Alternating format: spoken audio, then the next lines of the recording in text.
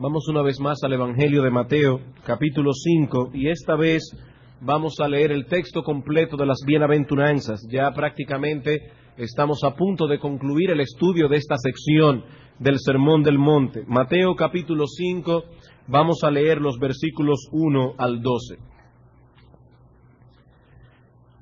Dice así la palabra de Dios: Viendo la multitud, subió al monte, y sentándose vinieron a él sus discípulos, y abriendo su boca les enseñaba diciendo: Bienaventurados los pobres en espíritu, porque de ellos es el reino de los cielos.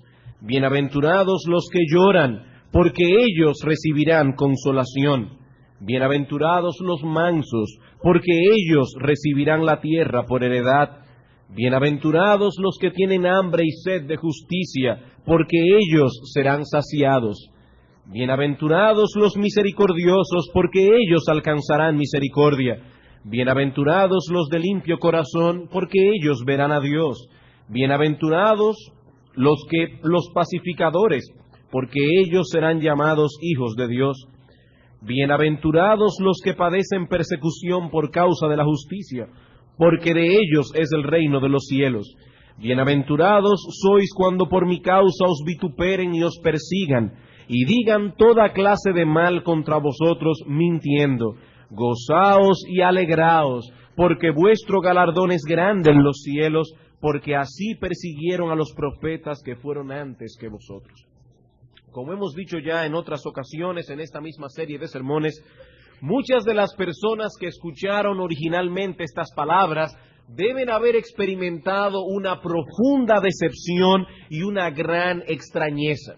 Por cientos de años los judíos habían esperado la llegada del Mesías prometido, y muchos de estos israelitas se habían hecho la idea de que una vez se cumpliera la promesa, recibirían enormes beneficios nacionales que los situarían a la cabeza de todas las naciones del mundo.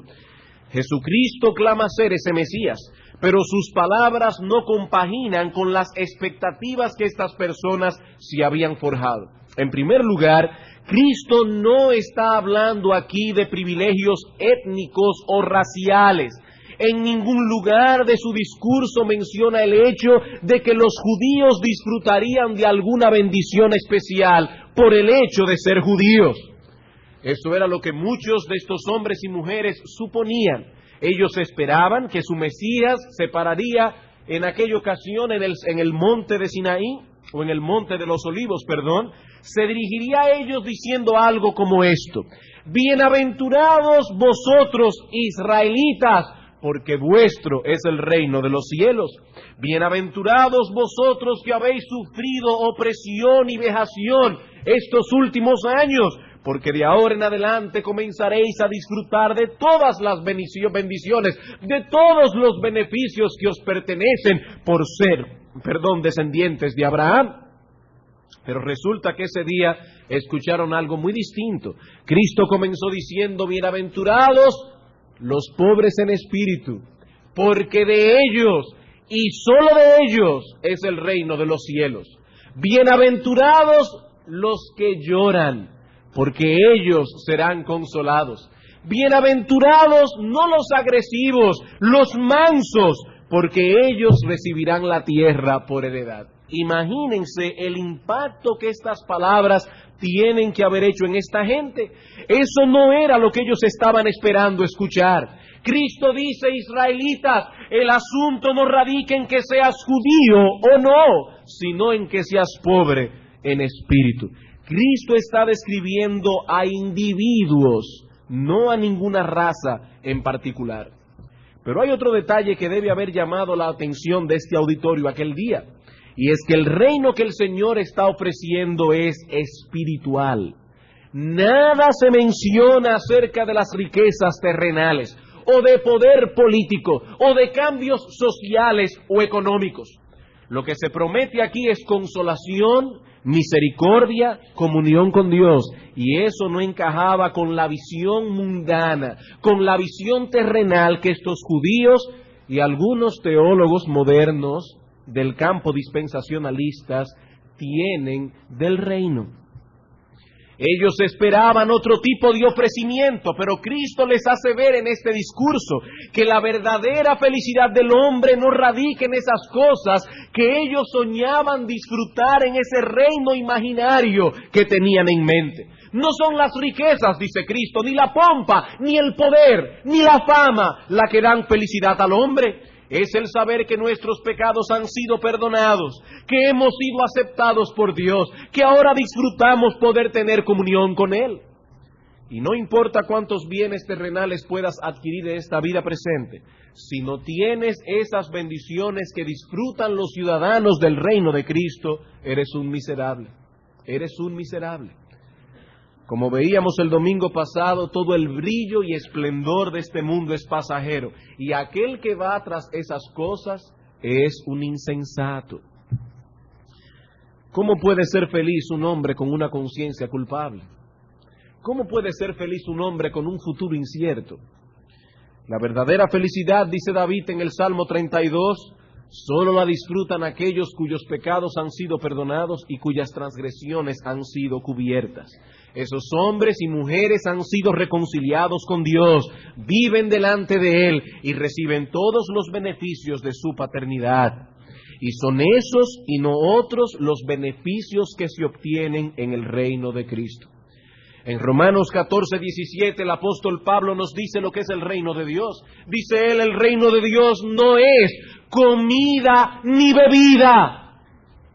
Escuchaba hace unos meses atrás de alguien que vino aquí al país, un predicador, a hablar acerca de cómo será la vida en el reino de los cielos. Y esa persona estaba sumamente preocupada con detalles profundos y teológicos, como por ejemplo si en el reino los cristianos vamos a comer, si en el reino los cristianos vamos a tener hambre, si vamos a dormir, si vamos a tener esto o aquello.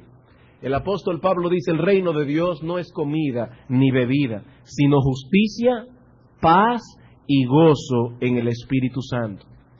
Y los que van a Cristo buscando otros beneficios serán defraudados, porque eso fue lo que Él vino a ofrecer, justicia, paz y gozo en el Espíritu Santo. Con estas cosas en mente, hoy pasaremos a considerar la última de las bienaventuranzas. Y si las que hemos estudiado hasta ahora han sido chocantes y paradójicas, y fue chocante y paradójico para aquellos que oyeron el sermón originalmente, esta última tiene que haber sido la gota que derramó el vaso. El Señor concluye esta sección del Sermón del Monte diciendo, versículo 10, bienaventurados los que padecen persecución por causa de la justicia, porque de ellos es el reino de los cielos. Bienaventurados, felices, dichosos con una dicha plena, sois cuando por mi causa os vituperen y os persigan, y cuando los hombres digan toda clase de mal contra vosotros, siempre y cuando sea mintiendo. Gozaos y alegraos, porque vuestro galardón es grande en los cielos, porque así persiguieron a los profetas que fueron antes que vosotros.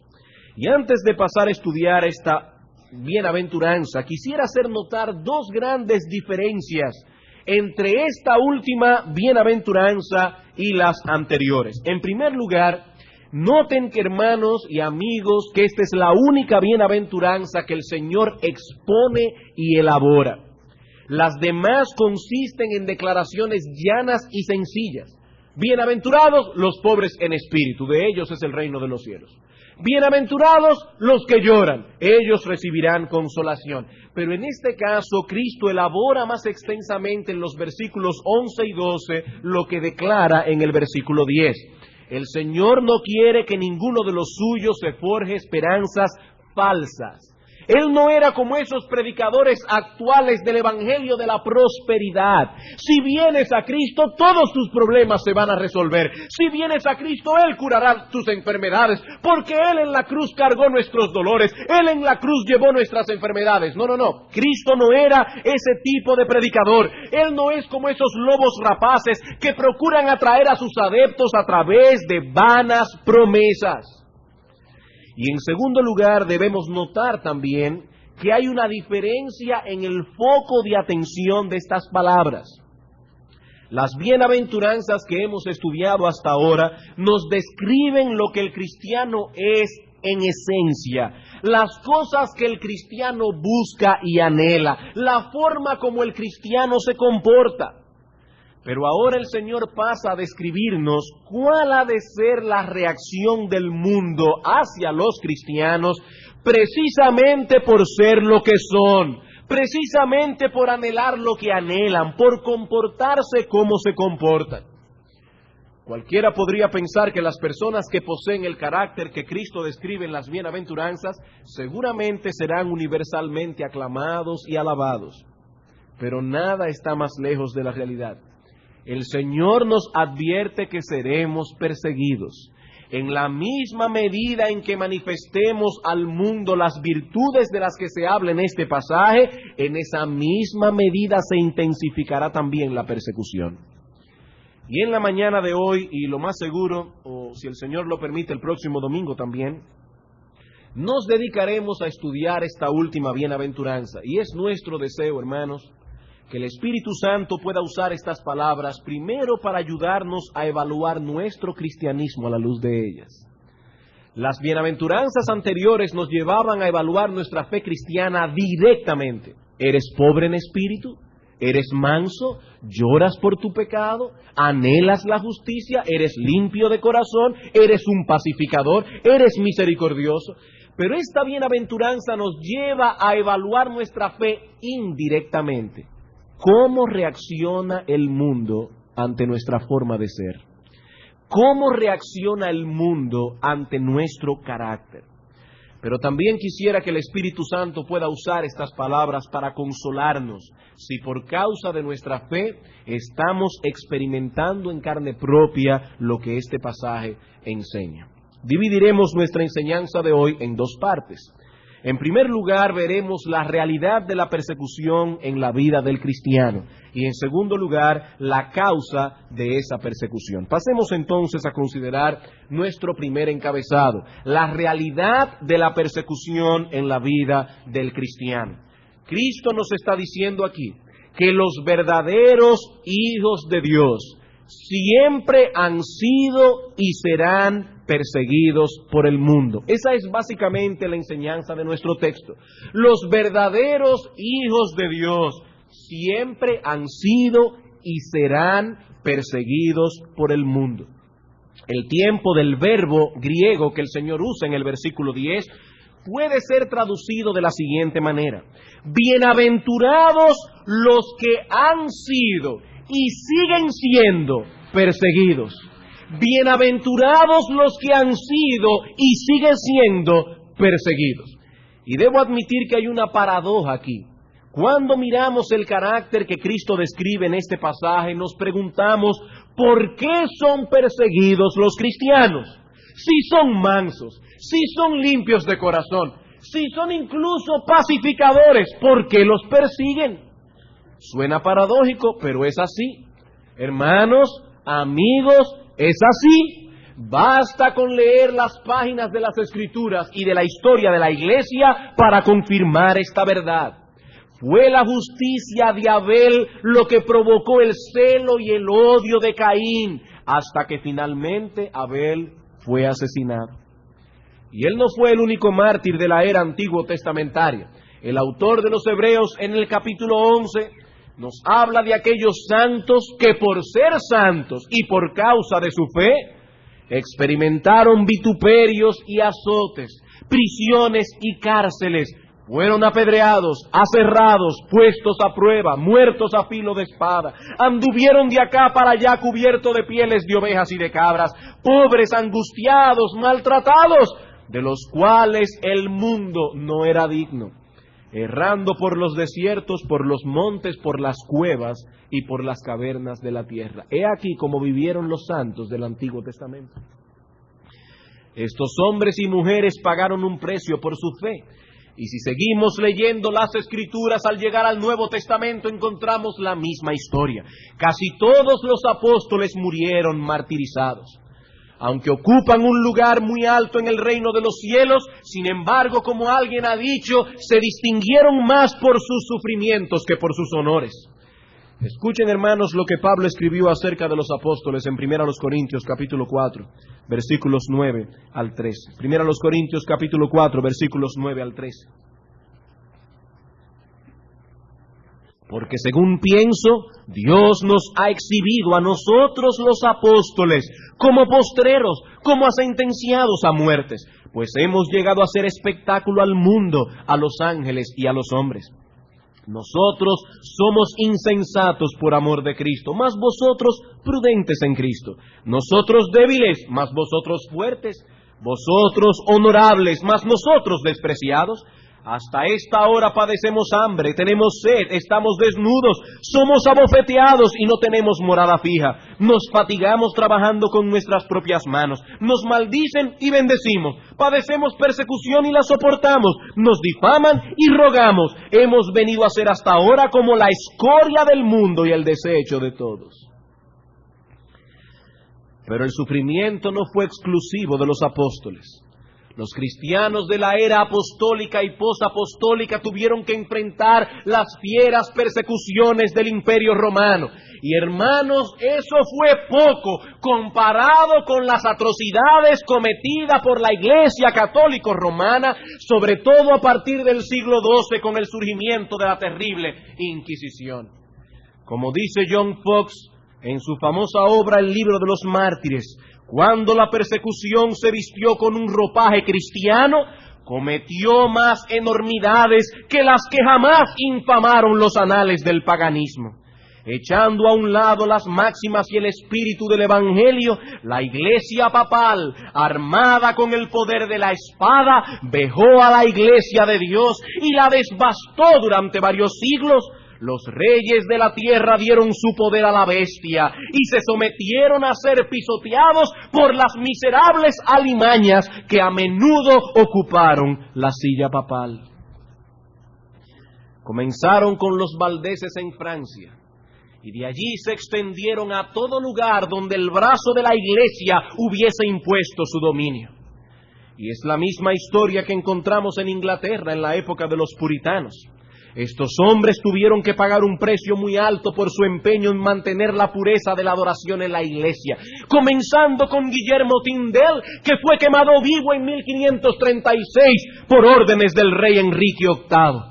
Y unos años más tarde este rey perverso sería sucedido por el trono o en el trono de Inglaterra por su hija María, la cual emprendió tal persecución contra los puritanos en su afán de volver a instaurar el catolicismo romano en Inglaterra, que la historia la recordaría como María la Sanguinaria. Y así podríamos seguir dando un ejemplo tras otro. No nos sería difícil demostrar lo que dijimos hace un momento, que los verdaderos hijos de Dios siempre han sido y serán personas perseguidas mientras vivan en este mundo. Ellos siguen en esto el ejemplo de nuestro Señor Jesucristo, quien nunca hizo maldad, ni se halló engaño en su boca, quien fue el máximo ejemplo de la mansedumbre y del amor desinteresado, y quien sin embargo recibió en carne propia el odio y la hazaña de un mundo que aborrece la santidad y la justicia. Juan capítulo 15, versículo 18 al 20. Juan capítulo 15, versículos 18 al 20. Escuchen estas solemnes palabras que nuestro Señor Jesucristo dirigió a sus apóstoles. Si el mundo os aborrece, sabed que a mí me ha aborrecido antes que a vosotros. Si fuerais del mundo, el mundo amaría lo suyo, pero porque no sois del mundo, antes yo os elegí del mundo, por eso el mundo os aborrece. Acordaos de la palabra que os he dicho, el siervo no es mayor que su señor. Si a mí me han perseguido, también a vosotros os perseguirán. Si han guardado mi palabra, también guardarán la vuestra. Seréis perseguidos, dice el Señor. No podréis evadir eso mientras estéis en el mundo. Hermanos, eso es parte integral de la vida cristiana. En Hechos capítulo 14, versículo 22, el apóstol Pablo dijo a los hermanos de Antioquía: es necesario que a través de muchas tribulaciones entremos en el reino de Dios. Hermanos de Antioquía, dice Pablo, eso no es opcional, eso no es una mera o remota posibilidad. Hermanos, es necesario que a través de muchas tribulaciones entremos en el reino de Dios. Y escribiendo a Timoteo dice en su segunda carta que todos los que quieren vivir piadosamente en Cristo Jesús padecerán persecución. Ahora bien, el Señor no nos dice simplemente que los cristianos son y serán perseguidos, sino más bien que son perseguidos por una razón peculiar. Una razón peculiar. Y eso nos lleva a nuestro segundo encabezado de esta mañana, la causa de la persecución. La causa de la persecución. ¿Por qué son perseguidos los cristianos? El Señor dice, bienaventurados cuando seáis perseguidos por causa de la justicia. Por causa de la justicia. Así que esta bienaventuranza y la bendición que promete, escuchen bien, esta bienaventuranza y las bendiciones que promete no se aplica a todas y cada una de las personas que son perseguidas en este mundo. No. Si fuese así, el Señor se hubiese limitado a decir, bienaventurados los perseguidos. Bienaventurados los que padecen persecución, punto, porque de ellos es el reino de los cielos. Pero eso no fue lo que Él dijo. Ni siquiera dijo, bienaventurados los que padecen persecución por alguna causa. No. No tampoco dijo, bienaventurados los que padecen persecución porque se dediquen a defender alguna causa noble. No.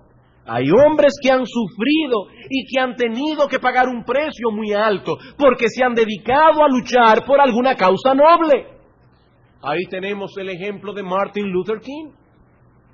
Luchó por la abolición de esa segregación racial en los Estados Unidos y tuvo que pagar con su vida el haberse envuelto, el haberse involucrado con toda su alma y corazón a esa causa. Pero no debemos de ningún modo asociar ese tipo de cosas con el Evangelio. Una cosa no tiene que ver con la otra. En el mundo caído en que vivimos hay muchas injusticias y es loable que una persona se dedique a combatirlas siempre y cuando use los métodos apropiados para ello. Hermanos, es terrible que una persona sea discriminada o maltratada por el color de su piel, algo que es meramente accidental. Y que alguien luche por eliminar esa discriminación en sí mismo no tiene nada de malo. Pero lo que debe quedar claro es que no es de eso que el Señor está hablando aquí. No es de eso. A pesar de que Martin Luther King se decía ser creyente, eso solamente Dios lo sabrá. El esfuerzo que él hizo en los Estados Unidos de Norteamérica no tiene nada que ver con el Evangelio. Esa no es la tarea que Dios ha impuesto a los ministros del Evangelio. Tampoco se habla aquí de una persecución étnica. Por ejemplo, en ciertos lugares los latinos son menospreciados solamente por el hecho de ser latinos. Y lo que es más inentendible aún es que aún dentro de nosotros mismos los latinos nos sentimos que somos superiores a otros latinos dentro de la misma América Latina. Y ese concepto pecaminoso de superioridad a menudo genera cierto tipo de persecución, de antagonismo entre un grupo y otro, entre una nacionalidad y otra, pero el Señor tampoco está hablando aquí de ese tipo de persecución. Mucho menos se está refiriendo a esas persecuciones que surgen por causa de la insensatez o el fanatismo. Muchos son perseguidos porque pasan por alto la advertencia del Señor en Mateo 10:16. Cristo dice, yo os envío como ovejas en medio de lobos. Sed sencillos como palomas y prudentes como serpientes. Cristo está diciendo, cristianos, ustedes tendrán que pasar por medio de un campo minado para llegar a la Canaán celestial. Miren bien dónde pisan, vayan con cuidado, sean prudentes como serpientes, sean sencillos como palomas. Pero algunos cristianos, o que profesan serlo, no toman en cuenta estas advertencias y son imprudentes en el mundo. Y por causa de sus imprudencias, por causa de su fanatismo, son perseguidos. Me decía alguien el otro día que un familiar estaba al grito porque tenía una iglesia evangélica cerca y la bulla que esa gente hace es insoportable. Ellos ponen una bocina fuera de la iglesia para que todo el mundo se entere de todo lo que ellos hablan, de todo lo que cantan y de todo lo que predican. Y ellos entienden que esa es una forma de promover el evangelio. Y otras personas andan por ahí con un carrito, con una guagua anunciadora, con un mensaje de predicadores que generalmente yo no sé por qué son puertorriqueños, voceando un montón. Y no tengo nada contra los puertorriqueños, estoy diciendo simplemente que yo no sé por qué o lo son o quieren aparentar que lo son. Voceando una serie de cosas desagradables en el nombre de Cristo. Y cuando esas personas son burlados en las esquinas, ellos creen que están padeciendo por causa de la justicia. No están padeciendo por causa de su imprudencia, porque Dios no nos ha llamado a tal cosa. Eso no es fe, hermanos, eso es falta de prudencia. Cristo dice, comportaos como serpientes en medio de lobos, sean sencillos como palomas, sean prudentes. Cristo no dice en ninguna parte, bienaventurados cuando padezcáis persecución por causa de vuestro fanatismo. Tampoco habló de aquellos que padecen persecución por carecer de gentileza. El Señor dice en Filipenses capítulo 4, versículo 5, vuestra gentileza sea conocida por todos los hombres. Por todos los hombres. Cristo fue claro y firme en su predicación, pero nunca fue brusco, nunca fue agresivo. Los cristianos deben cuidarse de no atraer sobre ellos sufrimientos innecesarios. Sus palabras deben ser siempre con gracia, dice Pablo en Colosenses, sazonadas con sal, de modo que sepamos cómo responder en cada circunstancia. Algunos se meten en problemas sencillamente porque no saben distinguir cuándo es el momento de predicar y cuándo es el momento de quedarse callados. El Señor Jesucristo dice en Mateo capítulo 7 que en ciertas ocasiones predicar el Evangelio en ciertos contextos es como echarle perlas a los puercos. Y si echamos perlas a unos puercos que lo que quieren es comer cáscara de plátano, se virarán contra nosotros y nos despedazarán. Por ejemplo, hermanos, si estamos en medio de un grupo de familiares inconversos, donde ya sabemos por experiencia que reina una animadversión por el Evangelio, probablemente es mejor aguardar que el grupo se disuelva y predicar a cada uno individualmente que predicarle al grupo completo. ¿Por qué? Porque cuando se encuentran en grupo, generalmente los inconversos tienden a asociarse entre sí y a no dar su brazo a torcer por temor a que los demás piensen que se están ablandando. Cuando están en grupo, los inconversos usualmente se esmeran por ser más necios de la cuenta. Eso es una gracia. Y ellos saben que con eso van a encontrar el favor de los demás. Hermanos, si nos acarreamos problemas por nuestra falta de sabiduría, o por una forma poco gentil de comunicar el Evangelio, o por ser inoportunos, entonces esta bienaventuranza no se refiere a nuestro caso. No se refiere a nuestro caso.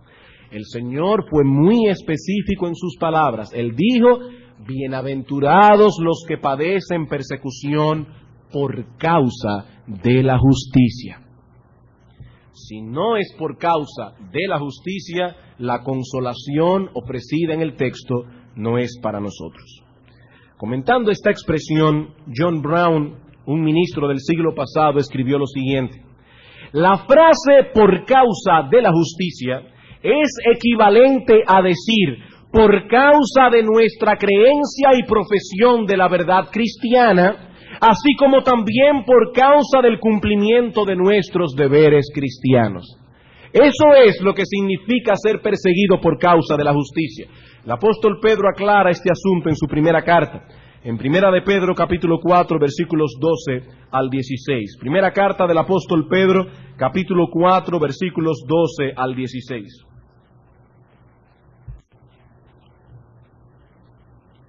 Dice el apóstol: amados, no os sorprendáis del fuego de prueba que os ha sobrevenido, como si alguna cosa extraña os aconteciese, sino gozaos por cuanto sois participantes de los padecimientos de Cristo, para que también en la revelación de su gloria os gocéis con gran alegría.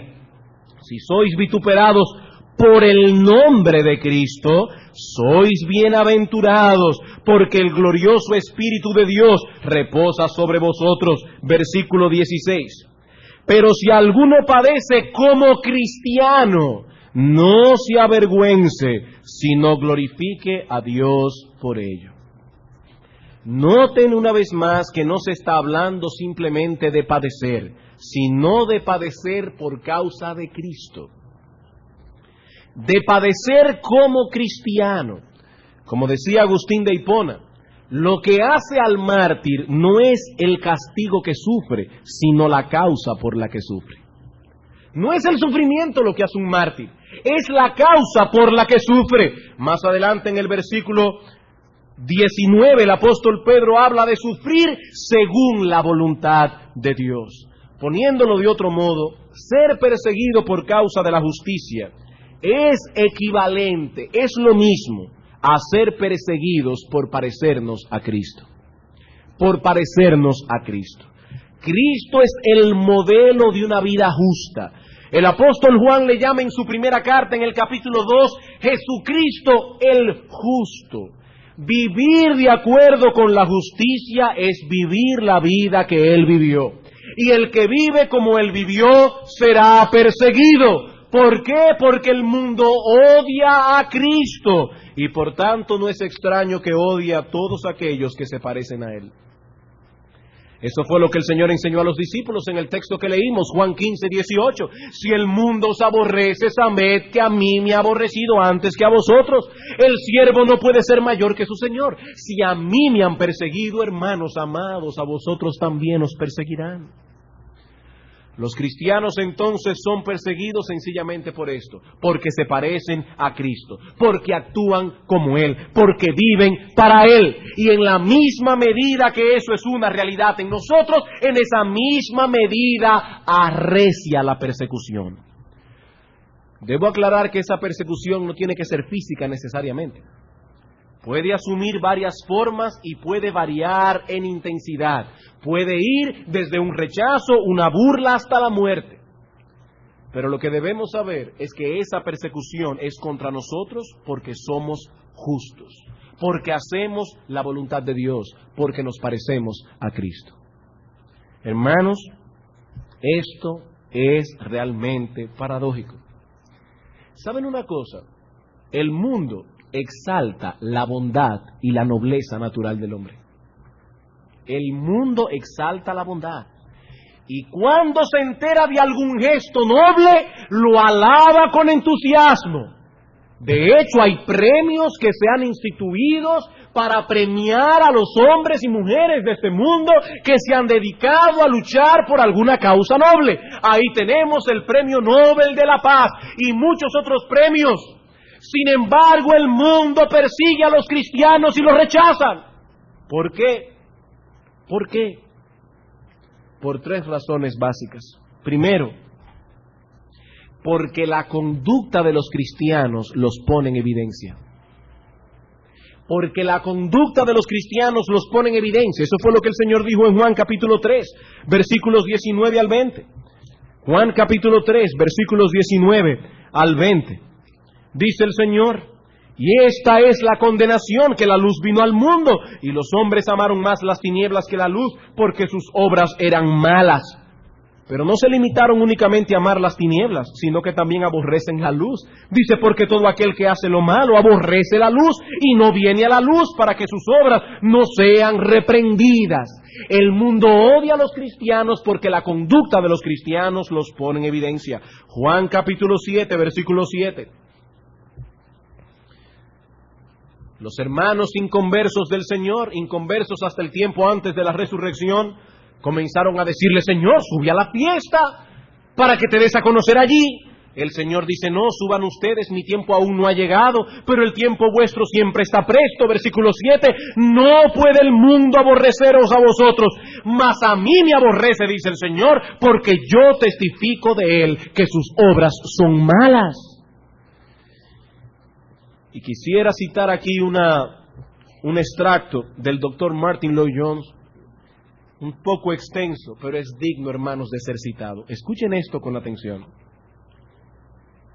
A los buenos y nobles, según el mundo, por supuesto, se les persigue muy pocas veces, porque a todos nos parece que ellos son como nosotros mismos cuando estamos en nuestros mejores momentos.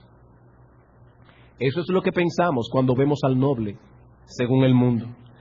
Pensamos: yo también puedo ser así con tal que me lo proponga. Y los admiramos porque es una manera indirecta de halagarnos a nosotros mismos. Pero los justos son perseguidos porque son diferentes. Por esto los fariseos y los escribas odiaron a nuestro Señor, no porque era bueno, sino porque era diferente. Había algo en Él que los condenaba. El justo quizá no diga nada, pero por ser lo que es, de hecho nos condena, nos hace sentir infelices y nos anonada. Por esto los odiamos y tratamos de encontrarles faltas. La gente dice: yo creo que se debe ser cristiano, pero eso es demasiado, es ir demasiado lejos. Fin de la cita.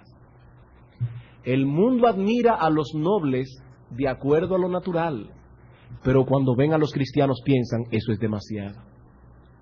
Está bien que uno trate de no mentir, pero hay ciertas cosas que no son mentiras, son una defensa, como por ejemplo tener 2 libros de contabilidad, o ver cómo uno puede conectar directa a la luz, o cosas por el estilo. Todo el mundo lo hace. Ustedes son demasiado exagerados. Y ¿saben una cosa, hermanos? Eso tristemente puede ocurrir aún dentro de la misma iglesia, entre cristianos, o por lo menos entre personas que profesan serlo. Nos sentimos a gusto con el cristianismo que estamos llevando.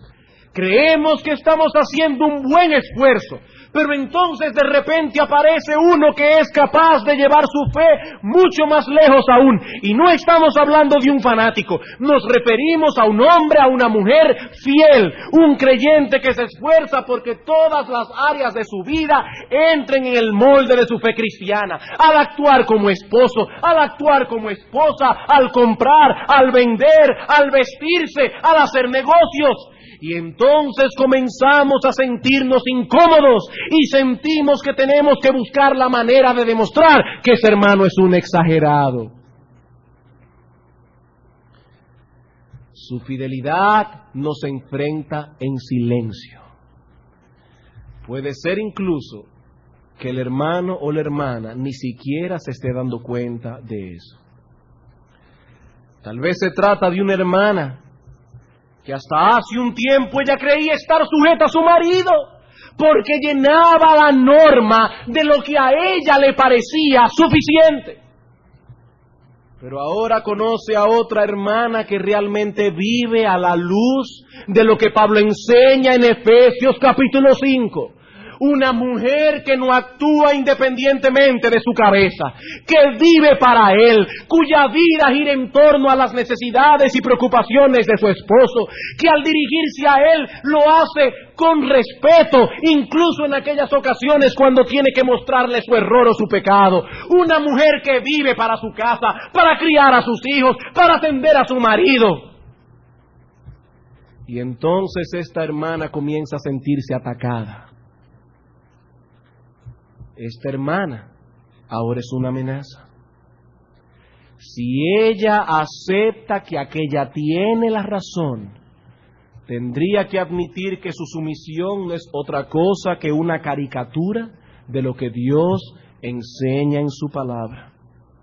Y como no está dispuesta a admitir tal cosa y cambiar su estilo de vida, se dedica más bien a ridiculizar o racionalizar el estilo de vida de la otra.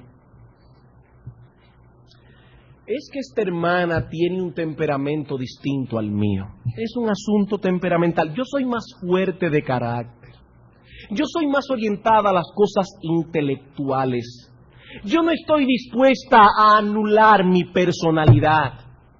Oh no, hermana, la sumisión no implica la anulación de nuestra personalidad, pero sí implica poner nuestra creatividad, nuestro intelecto, nuestros dones, nuestros talentos al servicio y dirección de otro. Eso es sumisión, y eso no tiene nada que ver con el temperamento, eso tiene que ver con la vida de piedad. Con la piedad. Y muchas veces creyentes fieles tienen que sufrir cierto grado de persecución aún dentro de la misma iglesia. Dentro de la misma iglesia. Sufren cierto grado de aislamiento. Hermanos, ¿qué es lo primero que suelen hacer aquellos que profesan con su boca la fe cristiana, pero que han comenzado poco a poco a apartarse del camino de la obediencia? ¿Qué es lo primero que suelen hacer? Usualmente, lo primero que hacen es comenzar a criticar la iglesia. De inmediato comienzan a percibir faltas a diestra y a siniestra. Y todo eso les brinda una buena excusa para rebajar las normas de santidad enseñadas en la palabra de Dios. Ahora resulta que el problema es la iglesia. Ahora resulta que el problema son los hermanos fieles. Y si eso puede ocurrir en el seno de la iglesia, ¿cuánto más no ocurrirá en el mundo? ¿Cuánto más? Hermanos, el mundo odia a los cristianos porque el estilo de vida de ellos los expone. Los expone. Les hace ver que la supuesta bondad que ellos tienen no sirve para nada. Les hace ver que su supuesta decencia no sirve para nada. Como dice el apóstol Pedro en 1 de Pedro 4:4, a ellos les parece cosa extraña que vosotros no corráis con ellos en el mismo desenfreno de disolución, y por eso os ultrajan. Por eso. El mundo percibe que el estilo de vida de los cristianos es como una luz que ilumina sus faltas y las pone en evidencia, y por eso se molestan. Pero el mundo también se molesta, en segundo lugar, porque rechaza la visión absoluta que los cristianos tienen de la vida en lo que respecta al único medio de salvación y a nuestros juicios morales. Repito, el mundo se molesta con los cristianos porque rechazan la visión absoluta que ellos tienen de la vida, principalmente en lo que respecta al único medio de salvación y a nuestros juicios morales. En otras palabras, nos acusan de ser cortos de vista, de ser tontos, porque insistimos que hay valores que son absolutos, no negociables. No negociables. Si la salvación es por la fe, no puede ser por las obras. Y si la salvación no es por obras, tenemos que concluir que hay muchas iglesias que están predicando un evangelio falso. Y al decir eso, no estamos pecando de falta de misericordia, estamos llevando la verdad hasta sus últimas consecuencias. En Proverbios capítulo 3, versículo 3, dice Salomón: nunca se aparten de ti la misericordia y la verdad. Átalas a tu cuello, escríbelas en la tabla de tu corazón. No sacrifiquemos la verdad en aras de la misericordia. Debemos vivir con ambas atadas al cuello, escritas en la tabla del corazón. Pero los impíos se molestan ante tanto dogmatismo. Nos dicen, como me decía una persona la semana pasada, que cada cual tiene derecho a tener su verdad. Tú crees en Cristo y aquel en Mahoma. Tú predicas la Biblia y aquel el Corán. ¿Pero acaso no pueden admitir que en ambos se encuentra la verdad? ¿Que ambos agradan a Dios con su fe? Por supuesto que no podemos admitir tal cosa. No podemos admitirlo. Si una cosa es verdad, la otra no puede serlo. No puede serlo. Sabemos que hay cosas que no son blancas ni negras, sino grises, es verdad. Pero existen verdades inamovibles, verdades que no pueden ser de otro modo. Y lo mismo podemos decir de nuestros juicios morales. Hay cosas que la Biblia llama pecado. Pecado. Y aunque nos consideren cerrados de mente, retrógrados, arcaicos, seguiremos condenando esas cosas y llamándole pecado hasta que Cristo vuelva. Hasta que Cristo vuelva, aunque el mundo diga lo que diga. Y bueno le sería a tales personas poner atención a la advertencia del profeta Isaías cuando escribió: ¡ay de a lo que a lo malo dicen bueno y a lo bueno malo! Que dicen ahora que debemos respetar a los homosexuales porque cada cual tiene derecho a vivir su vida. Sí, yo también tengo derecho a que si yo salgo con mis hijos a la calle no vean a dos hombres haciendo lo que no deben hacer. Yo también tengo derecho.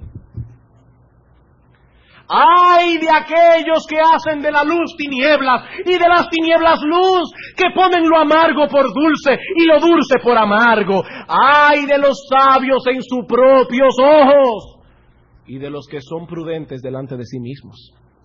Dios dice una cosa, pero yo digo otra. ¿Saben qué es lo que el mundo dice en cambio? ¡Ay de a lo que a lo bueno llaman bueno y a lo malo llaman malo! Eso es lo que el mundo está diciendo. ¡Ay de aquellos que no se apartan ni a derecha ni a izquierda de esos juicios morales! Y por eso nos persiguen. Por eso nos persiguen. Pero en última instancia, hermanos, el mundo persigue a los cristianos porque son hijos del diablo. En última instancia, el mundo persigue a los cristianos porque son hijos del diablo. En el mundo hay solo dos paternidades. Usted que está aquí en esta mañana, o es hijo de Dios o es hijo del diablo. Hijo de Dios o hijo del diablo. En Apocalipsis capítulo 2, versículo 10, el Señor Jesucristo envía una carta a una iglesia que está a punto de sufrir una terrible persecución. Y el Señor quiere dar a estos hermanos una correcta perspectiva en medio del sufrimiento. Dice aquí: no temas en nada lo que vas a padecer. Oigan bien, vas a padecer, pero no temas. He aquí, el diablo echará a alguno de vosotros en la cárcel para que seáis probados. Y tendréis tribulación por 10 días. Sé fiel hasta la muerte y yo te daré la corona de la vida. Hermanos, Cristo no está diciendo aquí que el diablo se iba a hacer visible y iba a llegar a esta ciudad y se iba a llevar a los hermanos presos. El Señor está hablando aquí de que esos alguaciles que iban a perseguir a los cristianos e iban a ir a las casas a llevarse los presos, no eran más que emisarios de Satanás. A la larga, era el diablo quien los estaba echando en la cárcel. ¿Por qué? Porque nosotros no somos de su reino. Porque nosotros somos una amenaza para Él. Porque no somos del mundo. Si fuerais del mundo, dice el Señor, el mundo amaría lo suyo. Pero porque no sois del mundo, antes yo os elegí del mundo, por eso el mundo os aborrece. Y más adelante en la oración sacerdotal en Juan 17:14 el Señor añadió: yo les he dado tu palabra, Padre, y el mundo los aborreció. ¿Por qué? Porque no son del mundo, como tampoco yo soy del mundo. La única forma en que podemos evitar este antagonismo es amoldándonos al mundo. La única. Pero si hacemos eso, estaremos demostrando que no pertenecemos a Cristo. Gálatas, capítulo 4. Gálatas, capítulo 4, versículos 28 y 29. Así que, hermanos, nosotros somos como Isaac, hijos de la promesa. Pero como entonces, como veremos esta noche que vamos a estudiar esa historia, el que había nacido según la carne, Ismael, perseguía al que había nacido según el Espíritu, Isaac, así también es ahora, así también es ahora. Es por eso que en la generalidad de los casos, las persecuciones que el pueblo de Dios ha sufrido han venido envueltas en el ropaje de la religión. ¿Por qué? Porque se trata de un problema espiritual. Es la simiente de la serpiente contra la simiente de la mujer. Los hijos de Dios contra los hijos del diablo. Y esa enemistad nunca será anulada. Y Satanás es tan y tan astuto, que engaña a sus propios emisarios, haciéndoles creer que ellos están del lado de Dios. Les inculca un celo fanático e infernal, y entonces los mueve a perseguir al verdadero pueblo de Dios. Eso es lo que el Señor dice en Juan capítulo 16, versículos 1 al 3. Juan capítulo 16, versículos 1 al 3. Estas cosas os he hablado para que no tengáis tropiezo. Os expulsarán de las sinagogas, y aún viene la hora cuando cualquiera que os mate pensará que rinde un servicio a Dios. Pero harán esto no porque son cristianos sinceros y están equivocados. No, 1000 veces no. Harán esto porque no conocen al Padre ni a mí, porque están impulsados por el infierno.